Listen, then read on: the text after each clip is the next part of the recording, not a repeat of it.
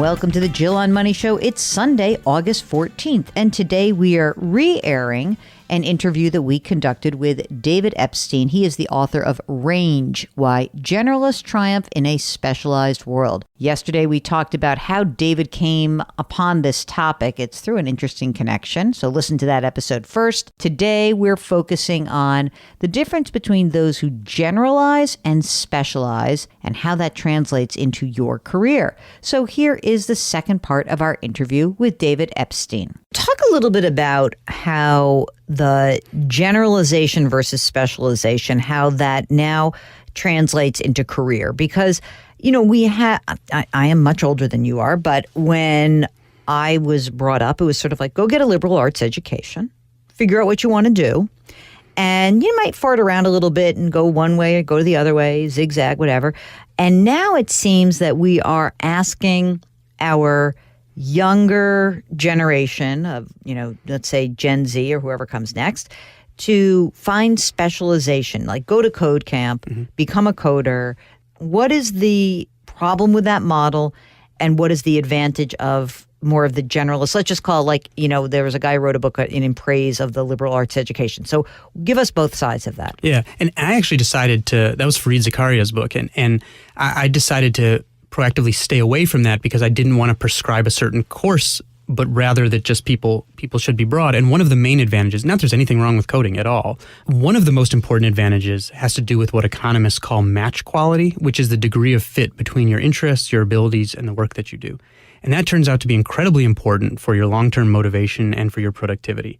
And so, for example, one of the economists in the book decided to study specialization timing in colleges in different countries, and looking at some countries where students have to specialize earlier and some countries where students can experiment a little bit in college. And some of those countries otherwise have similar education systems, like England and Scotland, where in England, students kind of mid or late high school have to decide what they're going to be doing in college. In Scotland, they can keep experimenting. And he said, who wins this trade-off? The early specializers or the late specializers?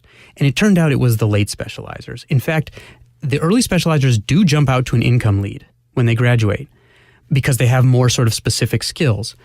The later specializers who sample different things end up optimizing their match quality more, doing better, picking a better fit. By 6 years out, they have caught and then surpassed the early specializers in income, while the early specializers start quitting their careers in much higher numbers, because basically they had to choose so early that they made many more wrong choices. So I kind of liken it to, if we thought about careers the way we think about dating, and we spend as much time with our careers probably, maybe more, we would stop telling people that it's a good idea to pick something early and stick with it. Because as we know, once you get a little more data and learn a little more about the world, you can match yourself a lot better. So I'm a zigzagger, and I'm wondering, is there any way that we can figure out how to find that match quality or is it just you have to do a bunch of things? So I think there's some of both. It for sure is not as tidy a prescription as pick a thing and just do 10,000 hours. Right. That's why this topic of career searching and matching is like the one topic that gets 2 chapters in the book. While it's not an easy prescription, one of the quotes that most stuck in my head is from a woman named Herminia Ibarra, a teacher at London Business School who studies how people find good matches. What she said is, we learn who we are in practice, not in theory. And that's not just an adage she made up. This is based on a huge amount of psychology research that shows that we are actually not very good at simply introspecting without experience about what we are good at and what we will like. What she means by we learn who we are in practice, not in theory, is that there's this huge complex of career gurus and personality tests, some of them very famous, that say, take this test and we'll tell you who you are. But the psychology research shows very clearly that who you think you are right now and your insight into your abilities and interests is constrained by your roster of previous experiences, and that you have to try things and then reflect on them, which is called self-regulatory learning, and then you do that and zigzag more and more and more and more, and that's how you find match quality. And her findings are exactly borne out by the so-called Dark Horse Project at Harvard, where researchers, again, were studying how people find careers. And in this case, they were focused not only on success, but also on fulfillment. They didn't say, here's my long-term goal I'm sticking to. They said, here's who I am right now. Here are my skills and my interests. Here are the opportunities in front of me. Here's what I'm going to try. And maybe a year from now, I'll change because I will have learned more about myself. And if you don't do that, it's like what investor Paul Graham says if you just pick a long-term goal and stick, it's what computer scientists call premature optimization. And I liked that analogy. Isn't it more acceptable in this era to jump around into career and jobs? It's much more prevalent, isn't it? It's totally, and in fact, I think it's more prevalent even starting with the late baby boomers. So Bureau of Labor Statistics data shows that starting with the very late baby boomers is sort of when this more itinerant career stuff started.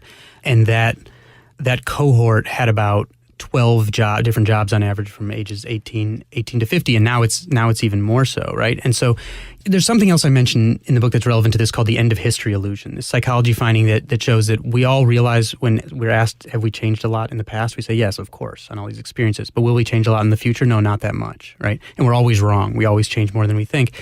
And so when you're asking people to pick their lifelong career, it's asking them to pick for a person they don't yet know and a world they can't yet conceive. And so there is very little chance that they're going to optimize their match quality if that's what they do. And if you were going to give advice to somebody who is looking at optimizing match quality, it would in fact be try, don't worry. If you quote unquote fail or you get bounced out of a job or you hate it, you get another job. But the one word I would also add to that is reflect, because this characteristic of these so-called self-regulatory learners who do over time get more insight into themselves and more accurately assess their own strengths and weaknesses the way that sort of their own managers do, they take a little time to reflect on those experiences. They make sure to have some insight into it and to use it for the lessons. I mean, for me, I was trained to be a geologist in grad school, right? And I started to realize, okay, that I was getting way more narrow than I wanted to be, you know? So I started to get insight in myself and say, am I the type of person who wants to spend my whole life learning one thing new to the world or much shorter spans of time learning things new to me and translating them, and that my advantage over the other scientists all had to do with communication and writing and wanting to read outside my domain. I started my career because my dad was a trader on the floor of the American Stock Exchange. My godfather was a trader on the New York Stock Exchange, which meant that in high school and summer and college summers, that's what I would do. And so, of course, that's what I did. I remember so crystal clear memory that I built the proof of the thesis, Jill should become a trader, and I built the proof to support this idea. Then I got there, and I didn't really like it. I was kind of miserable. And so then I left the trading floor, and I went into financial planning, investment management. And I had a couple of dopey jobs along the way, but they were fun, and I did learn a lot. One was horrible and one was fun. I remember then saying, okay, well, now, I'm in my late 20s and I have to get serious. And so I'm going to pick a career called financial planning, investment management. And I did that for a number of years. And I thought, this is it. This is my life. But what I really learned, and as I now reflecting on it, those were great jobs for as long as I had them. But there were aspects of it that were terrible for me and for my personality. They really didn't match, which, I was over-involved. I got too emotional. I got worried when people didn't take my advice. I couldn't sleep at night because I thought oh my God, David didn't buy enough life insurance and he's not buying enough and now I'm worried and what happens? And all of that was just not a good match because I was so hyper about it. But I know that if you asked me 20 years ago, is this the career for your life? I would have said, absolutely. Let me tell you all the reasons why. So what can we do to kind of help people pick their heads up a little bit and reflect more in real time? Is it possible? I think it is. And by the way, I doubt if you asked you 20 years ago, you would have said, podcasting, right? That's because you just don't know what's going to be there. But I bet you took a lot of those lessons, right? Because now the very lifeblood of what you're doing has to do with diverse interests and being able to ask. I mean, look at me. I'm probably an unusual guest for the things you're looking at, but you can still engage with these ideas in ways that are totally relevant to you and your listeners. And so I think the reflection in real time is absolutely real. And the other thing I think is that we should not consider those experiences where you thought something was going to be your career and it isn't to be bad, because you will use that knowledge. It's not a sunk cost. All right, let's go back to one last question that I have, because you brought up Mark Zuckerberg. I guess that I have this strain of anxiety around a lot of the young guys who build these companies and they think they're so powerful. They want to, move fast and break crap. It worries me that they are not zigzaggers because they come to these organizations that they are now mammoths. And do they have the skill set to run it in a world that's so much more complicated than they could ever conceive? Yes, This gets to a really, like, one of the underlying themes of Range that I think is a tremendous problem for society at large, which is that when Mark or whoever does what he does, it seems to lead to this assumption that because he figured out the algorithm for a social media site, that he has somehow figured out the master algorithm of life and can do anything else without having to be interested in other things. And I think this also gets to the difference between generalists and dilettantes. Again, the generalists I'm describing in this book are people who are genuinely interested in many different things. Whereas what I perceive in a lot of these younger tech founders is they learned how to make a website work. Therefore, other things are just systems. They can make those other things work. We see this a lot in medicine, where when Mark Zuckerberg said we're going to cure all disease within 100 years, one of the interventions he mentioned as being groundbreaking was cardiac stents, where you open up the blood vessels and can save people's life during a heart attack. But it's much more commonly used when someone has stable chest pain, basically, because they have chest pain, they have a narrowed artery, you prop it open. How could that not work? And it turns out a dozen randomized controlled trials have shown it does not work. What you care about is those people having heart attacks or strokes or dying. And it turns out they have heart attacks and strokes and die at the exact same rate, just with one more open blood vessel. It isn't a website. We didn't design the human body. It's much more complex. There's all this interacting stuff. And so I think this sort of lack of curiosity in other things, that because you had this big success and all these people around you, I'm sure, become sort of yes people, that you don't have to have a curiosity or a holistic view of things. And I think that's really, really dangerous, that we allow people to have success in one area, often in a kind environment maybe, and assume that somehow they've just figured out the code to life and it translates everywhere else. Like, I'm going to throw $100 million at the Newark school system and fix it. Yeah. How'd that work? Money was one piece of a much more complex problem there.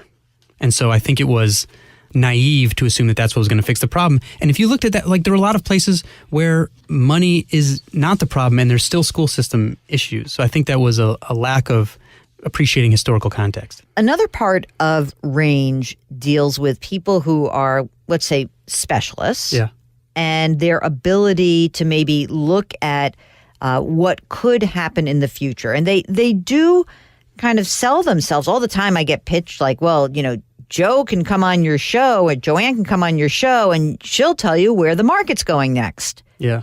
Tell me about that. So this is the topic of chapter 10, this political and economic prediction. And unfortunately, it's probably a pretty good heuristic that if they're getting pitched to you, they probably are not good forecasters. They may have made a good prediction in the past, right? But there's not good accountability for all their bad predictions. Chapter 10 follows a 20-year study where a psychologist looked at expert predictions about geopolitical and economic phenomena. He had to get 82,000 concrete predictions, specific probabilities with end dates, because you have to separate luck from skill, streaks, so you need lots of predictions. And what he found was that there was basically an inverse relationship between confidence and, in many cases, credentials and forecasting ability. So the worst forecasters, what he called the hedgehogs, were people who had spent their entire career working on basically one problem and began to see every issue through that one lens. And so no matter what they were predicting, and they had so much information in that narrow lens or that narrow area, that they could fit any story anytime to their theory. And they were such bad predictors that they got worse as they accumulated credentials. And not only that, but when you make a prediction and it turns out wrong repeatedly, you're supposed to update those beliefs. It's this Bayesian thinking for people who are familiar with that.